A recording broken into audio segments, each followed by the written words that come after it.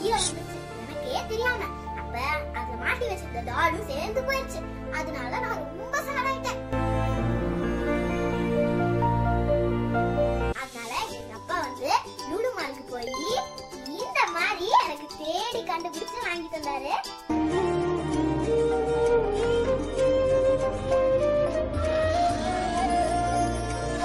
நல்லா ஃப்ளஃபியா இருக்கு.